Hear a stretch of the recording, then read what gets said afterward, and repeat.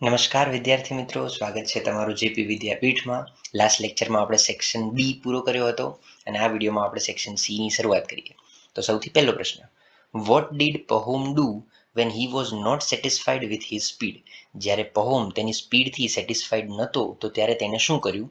જવાબ આવશે when he was not satisfied with his speed. જ્યારે તે તેની સ્પીડથી સેટિસ્ફાઈડ નહોતો, સંતોષ નહોતો થતો, he soon began to run. તેણે દોડવાનું ચાલુ કર્યું.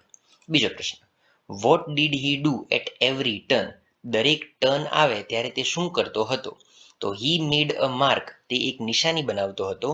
With his speed. સ્પીડ એટલે કોદાળી. તેની કોદાળીથી એટ એવરી ટર્ન. દરેક વળાંક ઉપર તે તેની કોદાળીથી માર્ક બનાવતો હતો. ત્રીજો પ્રશ્ન, વોટ ડીડ હી સે two himself on his way? તેના રસ્તામાં તેણે તેની જાતને શું કીધું?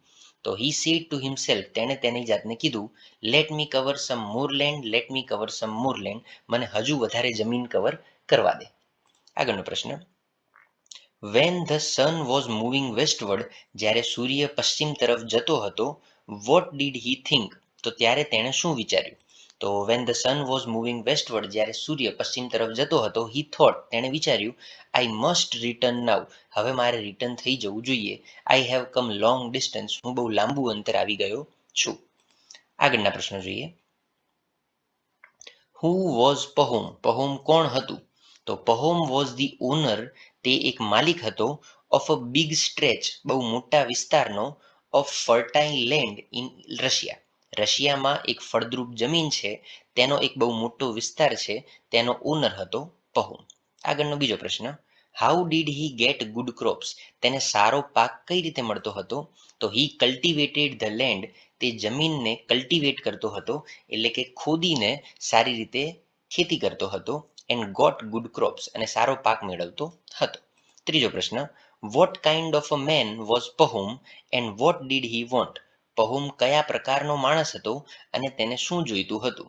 તો જવાબ આવશે Pahom was a greedy man. તે એક લોભી માણસ હતો, લાલચુ માણસ હતો. And he wanted more land. અને તેને વધારે જમીન જોઈતી હતી. અને આગળનો ચોથો પ્રશ્ન, વોટ વોઝ પહોમ્સ રિક્વેસ્ટ? પહોમની રિક્વેસ્ટ શું હતી? તો પહોમ રિક્વેસ્ટેડ. તેને રિક્વેસ્ટ કરી હતી ટુ ટેલ હિમ. કે તેને કહો how he could buy that land cheap. તે પેલી જમીનને સસ્તામાં, ચીપ એટલે કે સસ્તામાં કઈ રીતે મેળવી શકે છે, તેના માટેની એને રિક્વેસ્ટ કરી હતી. આ વિડીયોમાં આપણે અહીંયા સુધી જ રાખશું. આગળના પ્રશ્નો છે નેક્સ્ટ વિડીયોમાં જોઈશું.